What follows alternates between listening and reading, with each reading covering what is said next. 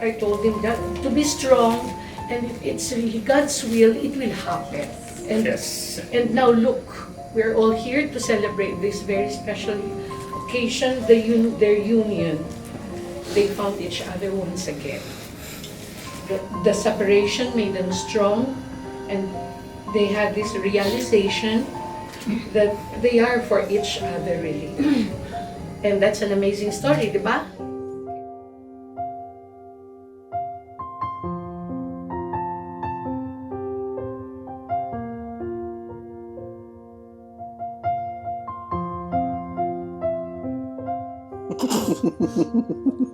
Edit. Siyempre, growing up, all you wanted was for me to be happy and what's best. So, yun din yung gusto ko for you.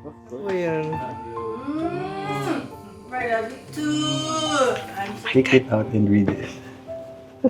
So pretty.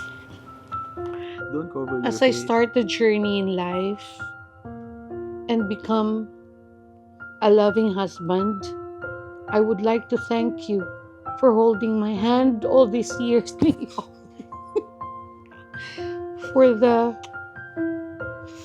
for the support you gave me through laughter and tears. Years now, I'm in grown up and on my own, while a piece of my heart will.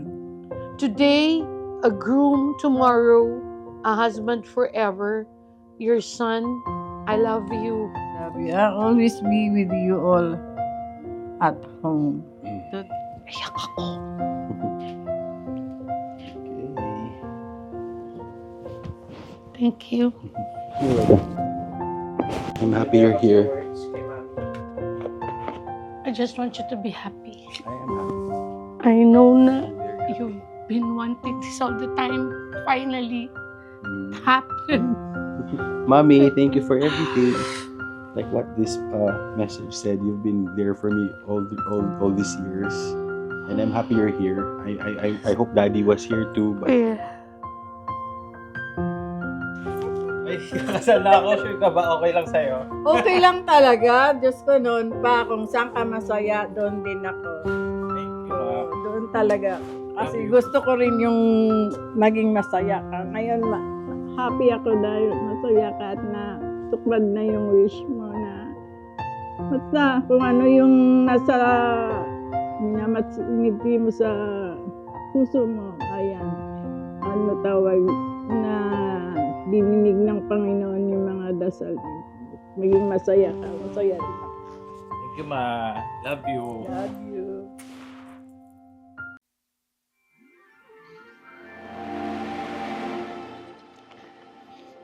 marami tayong pinagdaanan. May mga sakit, may mga luha, at may mga panahong akala natin tapos na tayo, tapos na ang kwento natin. Pero pinatunayan natin na ang tunay na pagmamahal ay hindi nasusukat sa kawalan ng pagsubok, kundi sa patuloy na pagpili natin sa isa't isa kahit mahirap. Mako, it all makes sense now kung paano tayo nagsimula. Mga pagsubok na pinagdaanan natin at mga magandang alaala na nag-iwan ng marka. Sa huli, ikaw at ako pa rin. Ngayon, pinipili kita. Aalagaan at mamahalin araw-araw hanggang sa pagtanda natin. Mahal na mahal kita, Mako. Salamat dahil ikaw ang naging simula, ang sagot sa aking dasal at ang tahanan na gusto kong makasama habang buhay. Kapag nakangiti ako, hinahanap ko ang sayo. Kahit hindi na kita nakikita, kahit lumipas Lumipas ang panahon, maraming nangyari. At sa pinakamasakit na nangyari sa buhay ko ay yung mawala ka. Kasi hindi lang ang nawala ng partner. Nawalan ako ng best friend, ng soulmate, ng taong pwede ko sandalan. At kahit iwanan man ako ng lahat, baby, I promise to you na mula sa araw na ito, I will take care of you at sa family natin, especially ang puso mo. At di ko sasayangin ang bawat pagkakataon na pasayahin ka. At samahan ka palagi, hindi lang sa saya at sa mga challenges na harapin natin. By virtue of the authority vested in me by the laws of the state of Utah and the United States of America, I now pronounce you married. Congratulations.